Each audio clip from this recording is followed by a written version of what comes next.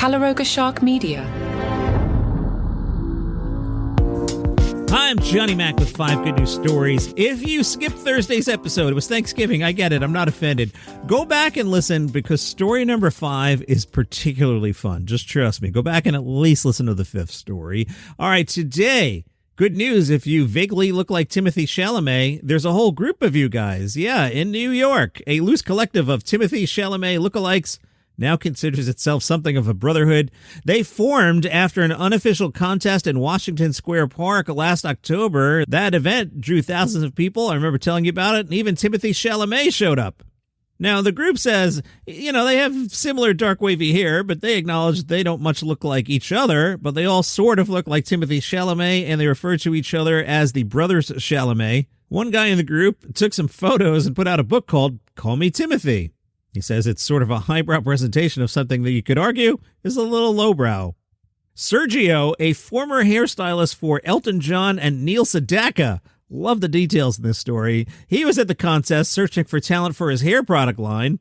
He says, Chalamet increased my business. And then one guy went all Inception on this. He says, best case scenario, if I do become a successful actor, then I could say this all came from a YouTuber who made a lookalike contest of another actor, and then someone's going to make a lookalike contest of me in the future, and someone's going to win that, and then they're going to become an actor. In England, a naughty flamingo has escaped from a wildlife sanctuary. They're asking the public, keep an eye out for a naughty teenager flamingo. The flamingo vaulted over the wall. Nick, the sanctuary owner, said, I don't think she knows what she's looking for, to be honest. She's just like a naughty teenager. We had sightings back down in Hyde, and she's been spotted, so we're desperate to hear that someone's found her. We need to get her back as soon as possible.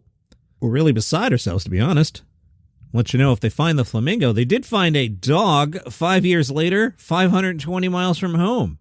Loosedale the Chihuahua disappeared 5 years ago. Christy and Josh never knew what happened to the Chihuahua. It was found wandering the streets of Florida 5 years later. Brianna and Daniel are a couple. They found the dog. They took care of it for a while, posted on Facebook, eventually took it to shelter. The microchip scan showed the dog had been reported missing 520 miles away.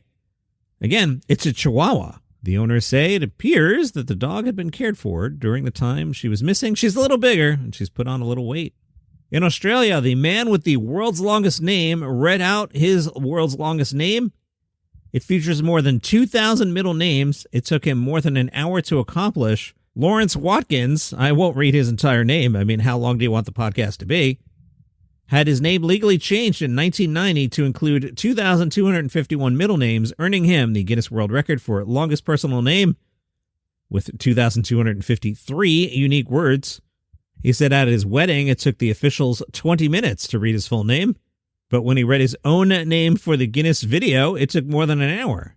His favorite of his names is AZ2000. He explains that means I have names from A to Z, and I have 2,000 names. And if you feel like you're going cuckoo on Long Island, well, you're not. Birdwatchers are all excited. Local birdwatchers spotted a cuckoo. Now, a cuckoo is normally found from Europe to Japan. It winters primarily in Africa. It was spotted in Riverhead, so that's kind of out on the far end of Long Island, out by the Hamptons, kind of, sort of. The cuckoo was spotted by a golfer who sent the image to his nephew, who is an avid birder.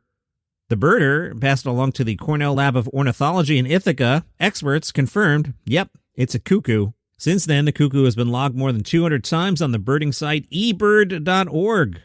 Experts aren't sure how it got there. They say it's a juvenile, meaning it hatched earlier this year and likely became lost or blown off course during its migratory journey.